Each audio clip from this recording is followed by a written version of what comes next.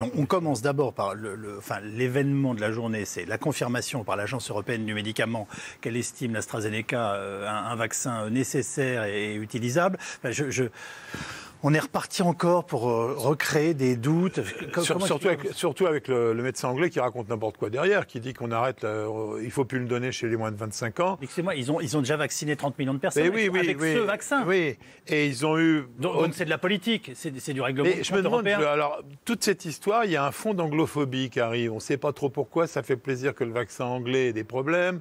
Boris Johnson a été un petit peu agressif vis-à-vis de l'Europe. Là, on a l'impression qu'il y a... Et heureusement qu'on a l'agence européenne qui montre que dans nos pays, c'est bien fait, la pharmacovigilance. Ils ont fait exactement ce qu'il fallait. Là, ils ont dit pas grand-chose. Hein. Ils ont dit qu'ils ne savaient pas, en gros. La conclusion, c'est, bon, on pense que, mais on n'en est pas sûr, on ne sait pas pourquoi, on ne peut pas l'expliquer.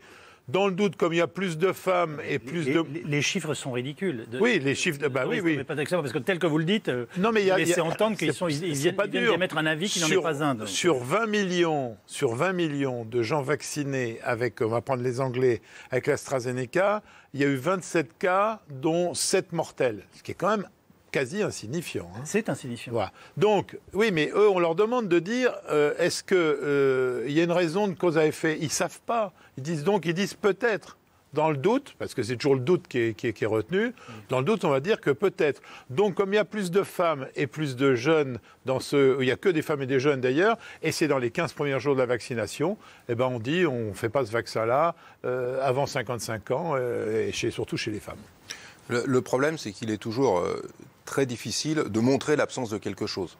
Oui, bien sûr. Et montrer l'absence de relation. C'est le principe de la fake news, d'ailleurs, je vous signale, de la fausse information. Montrer l'absence de relation. Il est impossible de montrer quelque chose qui n'existe pas, n'existe pas. C'est beaucoup plus compliqué. À la limite, s'il y avait eu un événement secondaire fréquent, majeur, ce serait facile de le démontrer. Oui. Là, leur conclusion, c'est qu'il est possible. Et même si on admet qu'il est possible, ce qu'il faut bien comprendre, c'est que le raisonnement se fait à l'échelle de la population sur ce qu'on appelle la balance bénéfice-risque.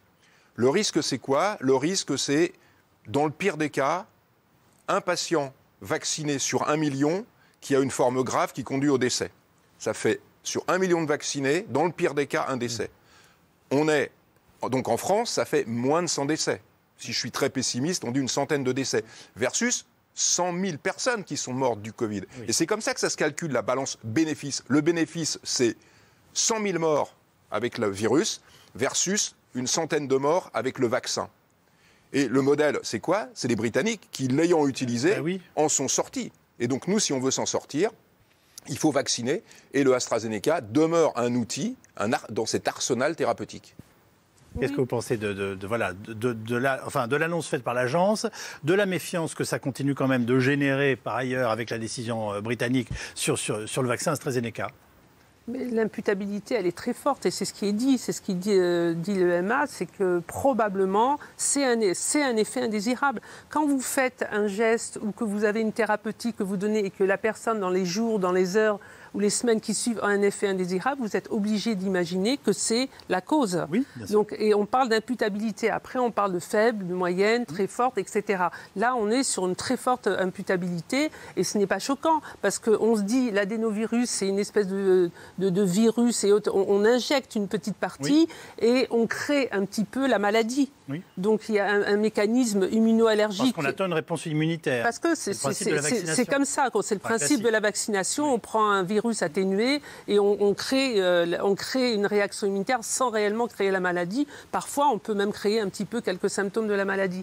Ce qui s'est passé, c'est qu'il y a probablement un phénomène immunoallergique et ce qui est très important à dire, c'est qu'à la suite d'une vaccination par le vaccin AstraZeneca, si les gens ont des symptômes qui peuvent être évocateurs de thrombose, et c'est pour ça que je pense que la vaccination, elle ne doit pas être faite dans des grands centres, mais chez le médecin traitant, comme ça a été prévu, ou chez le pharmacien qui connaissent ces symptômes et que les gens doivent être informés de ce qu'ils doivent faire, c'est-à-dire rappeler leur médecin, parce que l'attitude pour prendre en charge ces thromboses qui sont immunoallergiques va être très différente en fonction du taux de plaquettes. C'est-à-dire que les gens, dès qu'ils ont le moindre symptôme, il va falloir faire une prise de sang et en fonction du taux de plaquettes, on va faire plutôt tel ou tel traitement.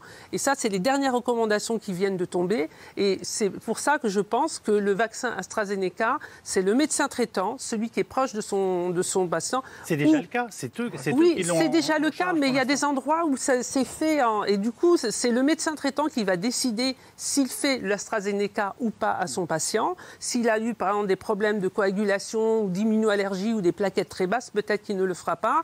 Et le pharmacien, et c'est aussi le médecin traitant qui dira je vous informe, oui. Le risque il est minime, le bénéfice est supérieur, mais je me tiens à votre disposition s'il y a le moins de symptômes et on informe des symptômes.